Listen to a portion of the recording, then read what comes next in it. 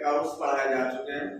3 तरीके के अकाउंट होते हैं, पर्सनल अकाउंट, रियल अकाउंट और नॉमिनल अकाउंट। पर्सनल अकाउंट में आपको बताया गया था कोई एक व्यक्ति हो या ग्रुप ऑफ पर्सन्स हो, जैसे कि बैंक होता है, पोस्ट ऑफिस होता है, LIC होता है, जहाँ पर कई सारे लोग होते हैं, या कोई कंपनी को, तो ये सारी चीजें जो है पर्सनल अकाउंट में आएंगी। ठीक, उसके बाद आपको रियल अकाउंट बताया गया था। रियल अकाउंट में आपको बताया गया था कि ये पोजीशन और प्रॉपर्टी से संबंधित अकाउंट होते हैं, मतलब जो भी बिजनेस में आपकी प्रॉपर्टी होगी वो सारा का सारा आपका रियल अकाउंट में आएगा। इवन अगर आप कोई चीज बेच रहे हो तो जो पैसा भी आ रहा है आपके गल्ले में वो भी आपकी प्रॉपर्टी ही है। ठीक, तो वो भी जो है रियल अकाउंट आएगा। और नॉमिनल अकाउंट को पहचानना सबसे आसान है। इसमें 4 चीजें होती हैं, या तो आपका कोई खर्चा हो रहा हो, या तो कोई इनकम हो रही हो, या आपका कोई लाभ हो रहा हो, या आपका कोई हानि हो रही हो। ठीक है, तो ये 4 चीजें आती हैं।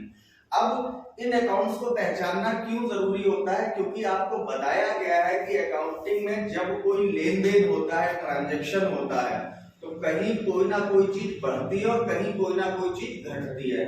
तो हर एक ट्रांजैक्शन में 2 चीजें होंगी, कुछ ना कुछ डेबिट होगा और कुछ ना कुछ क्रेडिट होगा। तो वो जो 2 लेजर आपको बनाने हैं, जो 2 अकाउंट्स आपको ढूंढने हैं, सबसे पहला काम आपका ये होता है। और उसके बाद में ये जनरल एक फॉर्मेट होता है जिसमें हम ट्रांजैक्शंस को रिकॉर्ड करते हैं, क्योंकि हमने पढ़ा है कि अकाउंटिंग में सबसे इसेंशियल काम, सबसे जरूरी काम क्या है? किसी भी लेन देन को रिकॉर्ड करना। अगर आप उसको रिकॉर्ड करते हैं तो आप बिजनेस की सही पोजीशन का पता कर पाते हैं। ठीक, तो इनको रिकॉर्ड करने के लिए कुछ नियम होते हैं। अभी आपको सर ने लिखाए होंगे, वो कुछ नियम लिखाए होंगे कि अगर कोई अकाउंट पर्सनल अकाउंट है तो पर्सनल अकाउंट का रूल क्या होता है? Debit the receiver, credit the giver. यानी कि जो लेने वाला है वो हमेशा डेबिट होगा और जो देने वाला है वो हमेशा क्रेडिट होगा। रियल अकाउंट का नियम आपको बताया गया है कि debit what comes in, credit what goes out. जो बिजनेस में आ रहा है वो डेबिट होगा और जो बिजनेस से जा रहा है वो क्रेडिट होगा। फिर नॉमिनल अकाउंट में आपको बताया गया है कि debit all expenses and losses, credit all income and gains. यानी कि जितने भी एक्सपेंस है और जितना भी आपका घाटा हुआ है वो डेबिट होगा, और जितनी भी आपकी इनकम हुई है या जितना भी आपका लाभ हुआ है वो हमेशा क्रेडिट होगा। ये अगर रूल्स आपको बिल्कुल रट गए और अकाउंट्स पहचानना आ गया तो फिर कोई भी दिक्कत आपको टैली में नहीं आने वाली। टैली के पहले आपको ये मैनुअल अकाउंटिंग इसीलिए पढ़ाई जाती है क्योंकि जब तक ये आपका क्लियर नहीं होगा पोर्शन तो आप फिर टैली में आपको दिक्कत आएगी। अब हम बात करने जा रहे हैं किसी एक बिजनेस में किसी एक महीने में कुछ ट्रांजैक्शंस हुए, कुछ लेन देन हुए, तो उनको किस प्रकार से रिकॉर्ड करते हैं। आपको पहला क्वेश्चन जो लिखाया गया है वो लिखाया गया है कि Narasimha started business with cash 1 lakh रुपए। एक कोई व्यक्ति है जिसका नाम नरसिंह है और उसने जो है 1 लाख रुपए से बिजनेस को शुरू किया। अब यहाँ पर सबसे जरूरी चीज पहले ही आप पहचान लीजिए, ये आपको बिजनेस शुरू करने की हर एक एंट्री में बिल्कुल सेम करना है। देखिए, जब बिजनेस शुरू होता है, हमने पढ़ा है बिजनेस एंटिटी कॉन्सेप्ट, उसमें बताया गया है कि बिजनेस का मालिक एक अलग इकाई होता है और बिजनेस एक अलग इकाई होता है। तो अगर हम दूसरे शब्दों में कहें तो नरसिंहा ने जो बिजनेस स्टार्ट किया है तो उसने अपने पास से उस बिजनेस को कुछ पैसा दिया है, यानी कि कैश जो है वो बिजनेस में आया है। ठीक, और जो हम पैसा लगाते हैं किसी बिजनेस को शुरुआत करने के लिए उसको हम मूलधन बोलते हैं, इंग्लिश में उसको हम कैपिटल बोलते हैं। तो जो भी पहला लेन देन होता है किसी बिजनेस को स्टार्ट करने के लिए वहां पर 2 चीजें ही होती हैं, पहला होता है कैश और दूसरा होता है कैपिटल। ठीक, हमेशा यही होगा, पहला होगा कैश और दूसरा होगा कैपिटल। अब कैश किस प्रकार का अकाउंट है? अभी हमने बात करी है कि कैश क्या है, हमारी संपत्ति है, बिजनेस की संपत्ति है, तो संपत्तियां काहे में आती हैं? रियल अकाउंट में। तो रियल अकाउंट का नियम क्या कहता है कि जो भी बिजनेस में आ रहा हो वो डेबिट होगा और जो बिजनेस से जा रहा हो वो क्रेडिट होगा। तो ये एंट्री कुछ इस तरीके से बनेगी। डेट हमने मान लिया 1 अप्रैल है तो 1 हमने यहाँ पे लिख दिया। अब 1 अप्रैल पूरा लिख सकते हैं, चलिए पूरा लिख देते हैं 2023। ठीक, अब यहां पर कैश अकाउंट डेबिट, जो भी चीज जब हम रिकॉर्ड करेंगे ट्रांजैक्शन तो ध्यान रखिएगा जो चीज डेबिट होगी उसको हम पहले लिखते हैं और डेबिट के आगे हम डीआर जरूर लिखेंगे, ये नियम होता है। ठीक है, इसको नोट डाउन करने का। और फिर यहां पर हम अमाउंट लिखेंगे डेबिट के कॉलम में। ठीक, अब हमको मालूम है कि एक चीज अगर डेबिट हुई है तो दूसरी क्रेडिट होनी ही होनी है, तो कैपिटल यहां पर क्रेडिट हो जाएगी। अगर हम रूल्स के अकॉर्डिंग में बात करें तो ये क्या है, रियल अकाउंट का डेबिट व्हाट कम्स इन, इसलिए ये पैसा बिजनेस में आया इसलिए डेबिट हुआ है। और जो है आपका जो कैपिटल है, कैपिटल यहां पर क्या हो रहा है, देने वाला, गिवर। कैपिटल जो है पैसे के रूप में वो कैपिटल बिजनेस को दी जा रही है, इसलिए जो है टू कैपिटल अकाउंट, और ये हम क्रेडिट में लिखेंगे। ये ध्यान रखेंगे कि जो भी चीज क्रेडिट होगी उसके आगे हम डीआर या सीआर नहीं लिखते हैं, उसके आगे हम टू लिखते हैं। ठीक है, तो ये कोई भी बिजनेस जब आप शुरू करेंगे तो यही एंट्री होगी, कैश और कैपिटल। ठीक है, समझ में आ गया सभी को? क्लियर? अब हम दूसरी एंट्री पे आते हैं। क्रेडिट सेल टू हरी 3000 रुपए। यहां पर हरी नाम का एक व्यक्ति है जिसको हमने सामान बेचा है और उधार बेचा है। साफ साफ लिखा हुआ है क्रेडिट सेल, तो उधार बेचा है। अब सामान हम किसको बेचते हैं, एक दुकानदार सामान किसको बेचता है, कस्टमर को, यानी कि हरी जो है यहाँ पर क्या है, हमारा कस्टमर है।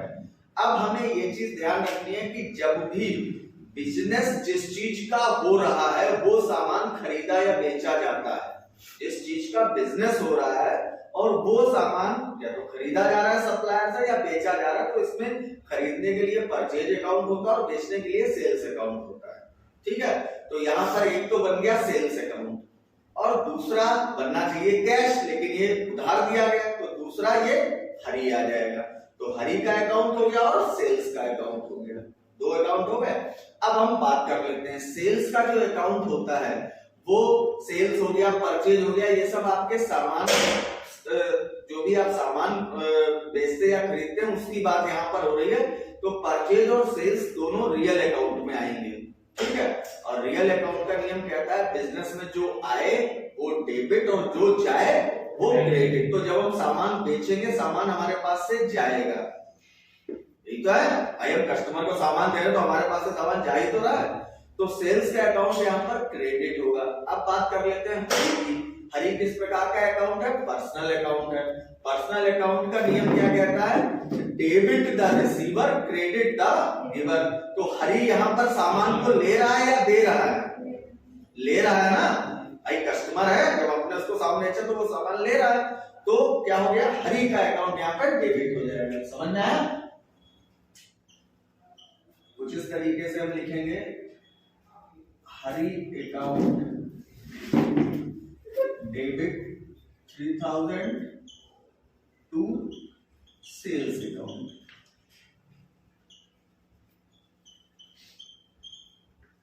समझ में आ गया? अब तीसरी एंट्री की बात करते हैं। इसमें लिखा हुआ है बॉट गुड्स फ्रॉम कमल।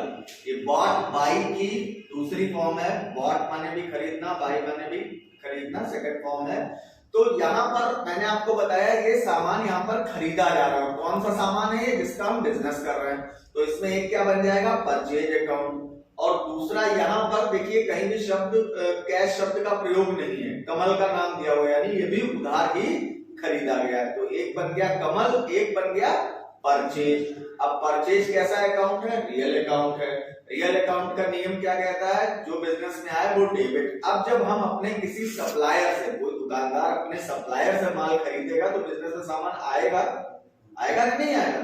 तो यहाँ पर परचेज अकाउंट जो है वो हो जाएगा डेबिट। परचेज अकाउंट DR कितने रुपए से है, 2000 रुपए से, टू कमल अकाउंट।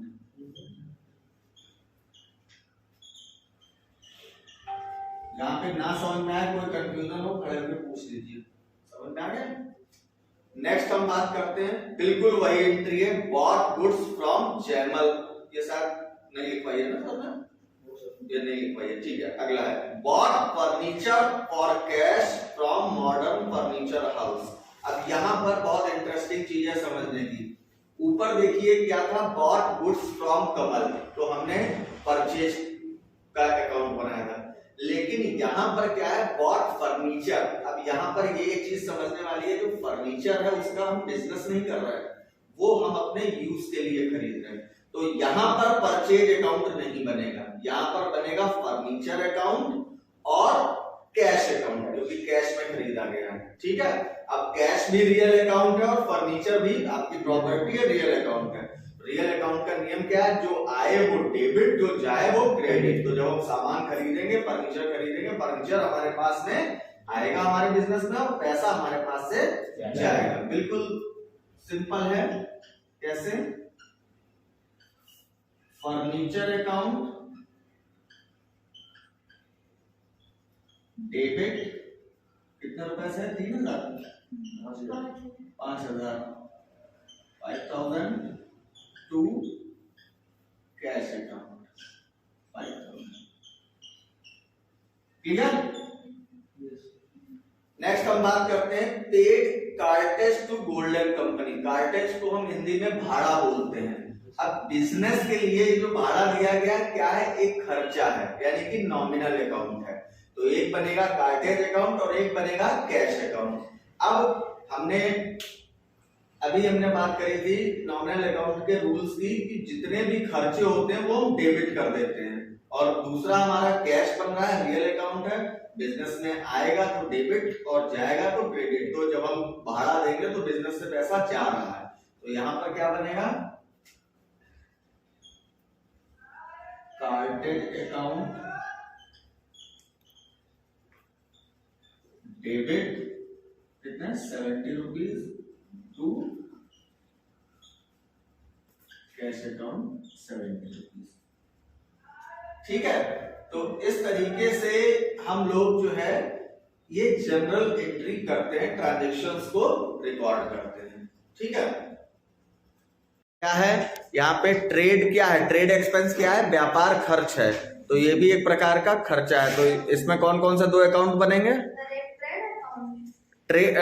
एक बनेगा ट्रेड एक्सपेंस अकाउंट और एक बनेगा कैश। डेबिट क्या होगा, ट्रेड एक्सपेंस। हाँ ठीक है, करिए।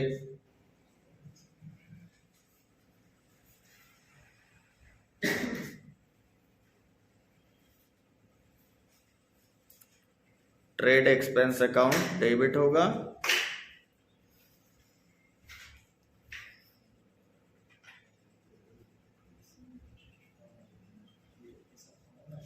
DR ऊपर ही लिखेंगे, नीचे DR नहीं लिखेंगे। DR ऊपर लिखिए, एक्सपेंस अकाउंट के आगे, हाँ DR टू कैश। अब अमाउंट लिखिए,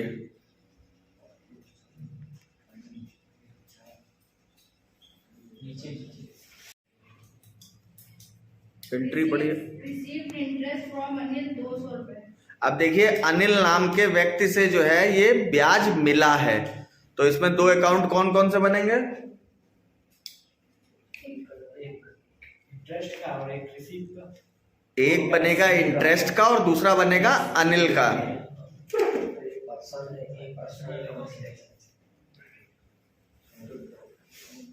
तो अब इसमें डेबिट क्या होगा, पहले डिस्कस करिए, डेबिट क्या होगा इसमें, डेबिट क्या होगा, क्रेडिट क्या होगा, कोई बताए। कैश होगा डेबिट। कैश डेबिट होगा। ये देखो इसने बिल्कुल सही बताया। क्यों होगा कैश डेबिट, क्योंकि कैश हमारे बिजनेस में आ रहा है। ठीक है, और इंटरेस्ट का अकाउंट क्रेडिट होगा। बनाइए, डेट डालिए पहले।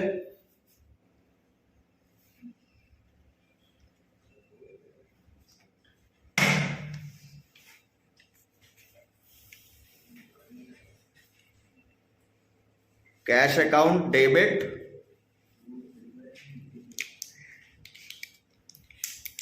डेबिट DR लिखिए, आगे अमाउंट लिखिए, कितने रुपए मिले हैं? 200 लिखिए।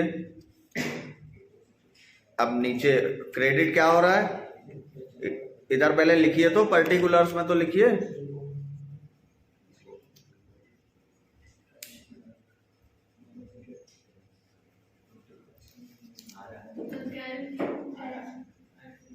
कैश क्यों होगा? इंटरेस्ट अकाउंट होगा भाई।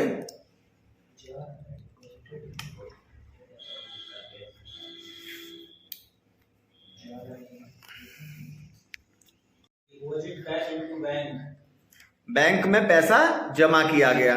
अब इसमें दो अकाउंट कौन कौन से बनेंगे? एक बैंक बना और एक कैश। एक कैश बना। कैश किस प्रकार का अकाउंट है?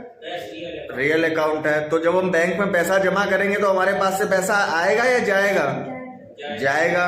तो जाहिर सी बात है कि कैश जो है वो क्या हो जाएगा? क्रेडिट हो जाएगा और बैंक डेबिट हो जाएगी। बनाइए, ट्रांजैक्शन को रिकॉर्ड करिए, डेट डालिए सबसे पहले।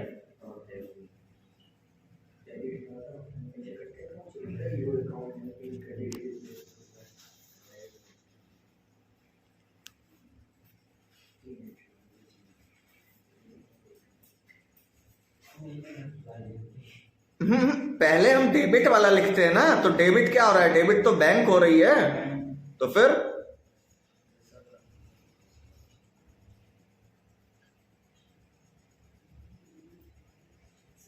हाँ ठीक तो है। बैंक अकाउंट DR, कितने रुपए डालिए? 5000। हाँ, यहाँ पे CR होना चाहिए, जा रहे हैं ना 500 रुपए। उससे कोई मतलब थोड़ी ना। डेबिट जो भी होगा उसके आगे DR लिखते हैं और क्रेडिट के आगे CR नहीं लिखते, आगे टू लिखते हैं। To cash account, to cash account. अब CR वाले कॉलम में 5000 लिखिए जाके, CR वाले कॉलम में भाई।